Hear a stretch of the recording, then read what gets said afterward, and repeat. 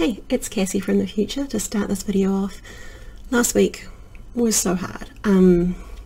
Had two different dogs into the vets, lots of kid stress, lots of appointments and very little time to get stuff done. You'll have some peanut action right here, which is pretty cute. What are you doing? The dog's going to chase her in just a second, so I'll make this short. This week was hard. I'm shaking. Can't make my words work. Nothing's working. But I made a video and it's not great, but it is what it is. So yeah, conflict. Here we go.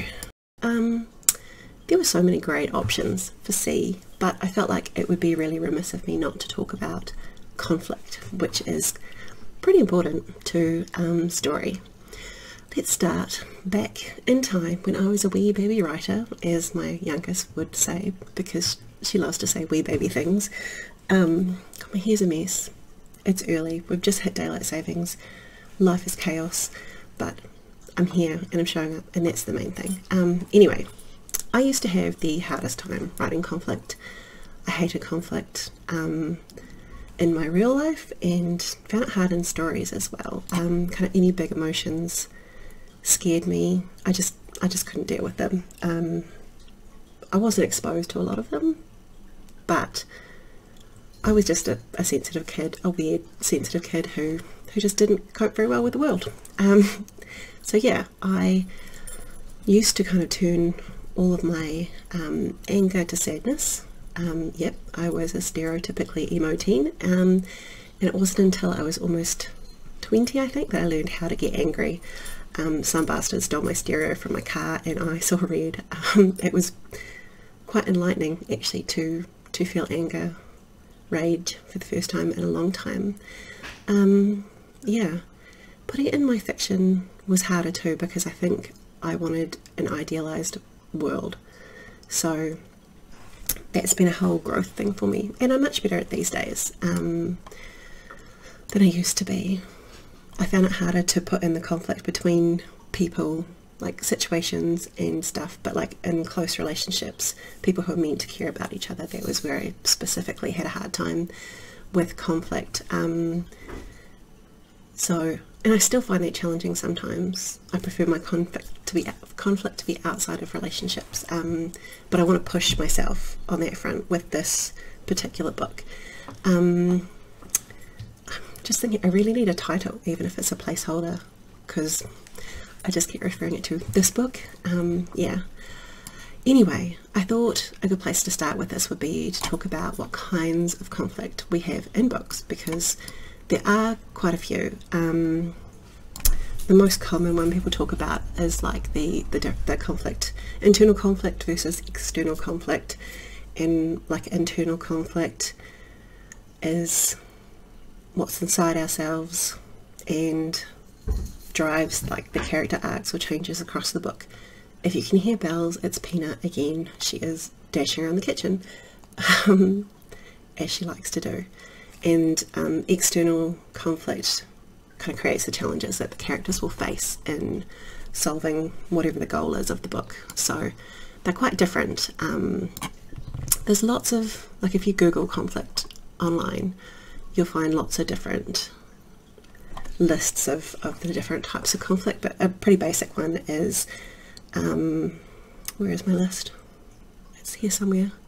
So a simple list of types of conflict that you find in stories is character versus self, character versus character, character versus nature, character versus the supernatural, character versus society, and character versus technology. I can rule out a couple of those off the bat because this is not a story about character versus technology, nor is it about character versus nature.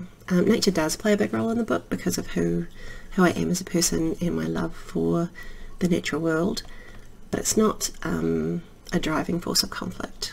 Because of my culture, I kind of think of nature as a character in itself. It's a living, breathing element of the story, even if it doesn't have a goal or a character arc as such. Character versus self is definitely present for all of the point of view characters, because how can there not be? It's a given. There will be conflict and change.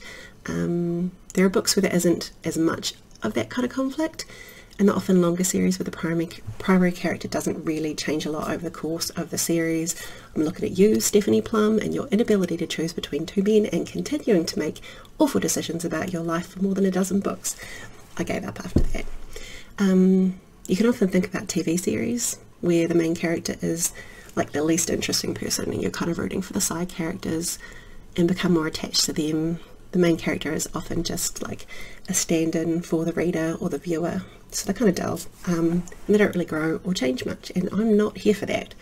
So I'm also, of course, tapping into character versus character because teen girls.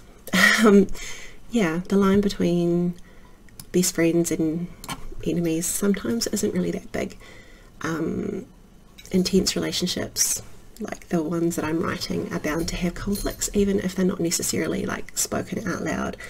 Having some underlying tensions, like glances between two characters that the others are excluded from, secret, almost psychic conversations between different pairs and sets of these girls or other people in the book is going to help drive conflict. You can't see them, but oh puppy, she heard a paw last week and she's just launched herself off the couch to play with the kitten. There's also going to be lots of character versus supernatural present in this book because it's me. Hi, I'm Cassie and I love the supernatural. You can pry the ghost, schoolies and magic from my cold dead hands. I've had exactly one story published with no supernatural elements in it, and I've got no desire to do that again. You might be able to see, look, over there, the dog and the kitten playing together. They're very distracting.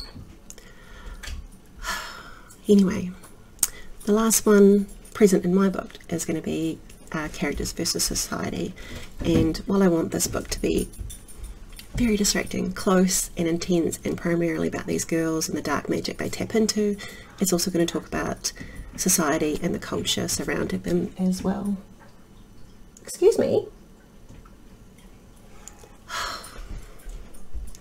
Puppies, kittens, the way that people get away with harassing and abusing others physically, sexually, emotionally, how hard it is even in like the post-Me Too society to be open about what you've experienced, about how women, young and old, are stereotyped, sexualized, seen as objects rather than people by some, not all. And yes, men deal with this too, but I'm not a man and I don't have those experiences to tap into. I only have my own experience. And there's still plenty to figure out for this book because I don't typically plot too heavily. I don't know where it's all going to end. I don't know who will be standing on the last page. I don't know how the major conflicts or even the minor ones are going to be resolved yet. I only know that I want to challenge myself to write more conflict, especially the interpersonal kind, and that I just want to have more complexity in both the characters and the plot lines. This is exciting and terrifying, but mostly exciting. I'm really ready to push myself. Yeah, on to the extras. Today I've chosen Hailstorm's I Miss the Misery because it's all about a messed up relationship. I can't speak today. I'm having so much difficulty with this. The lyrics detail like all kinds of conflict and how she doesn't miss him, but she does miss the misery of their relationship. Also, it's very fun to sing on Rock Band. It's one of my go-tos. As for media, this week I'm going to throw in a recent read. I think I read it a couple weeks ago. It's called Three Card Murder by J.L. Blackhurst. The start of the blurb is one sister is a cop, the other is a con artist. Both are suspects. Those three lines set up so much conflict. The sisters are naturally on opposite sides of the law. You know there's a murder from the book title. How can they both be suspects? It's such a great hook and it's a really fun book too. It's like a locked door murder mystery suspense type book and it's just so fun. You have no idea how the murder was done or who did it, and yeah, it's got a killer cliffhanger too and I can't wait for the next one. Finally, a fellow supersetter, please check out Berry Gang. She is so cool.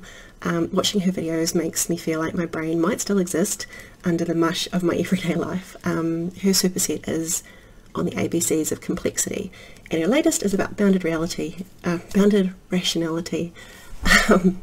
yeah, so check that out, and yeah, leave a comment below, like, subscribe, you know what to do. I will catch you next time with Dee.